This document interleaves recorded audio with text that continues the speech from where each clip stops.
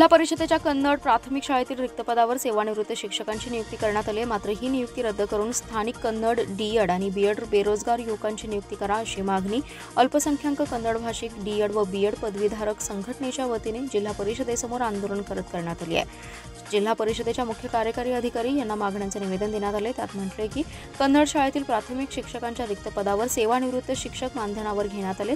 अकार्यक्षम, वयस्कर आणि काम करण्याची गरज नसलेल्यांना नियुक्ती देण्यात आलेली आहे। या निर्णयामुळे जिल्ह्यातील हजारो डीएड बीएड पदवीधारक बेरोजगार युवकांच्या जखमेवर मीठ चोळण्यात आल्याची भावना व्यक्त होते।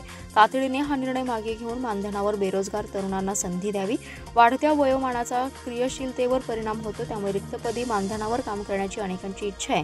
त्यामुळे प्राथमिक शाळेत कन्नड शाळेत नियुक्त केलेल्या सेवानिवृत्त शिक्षकांच्या नियुक्त्या रद्द करून बेरोजगार युवकांना संधी द्यावी अशी मागणी करण्यात आली आहे। यावेळी संघटनेचे अध्यक्ष श्रीकांत अक्कलकोट, उपाध्यक्ष सदाशिव खुरात, संदीप चौगुले, मल्लाप्पा चौंडीकर, अर्जुन जावीर, संतोष बिराजदार, शिवनिंग कांबळे, प्रल्हाद यंग यांची उपस्थिती होती।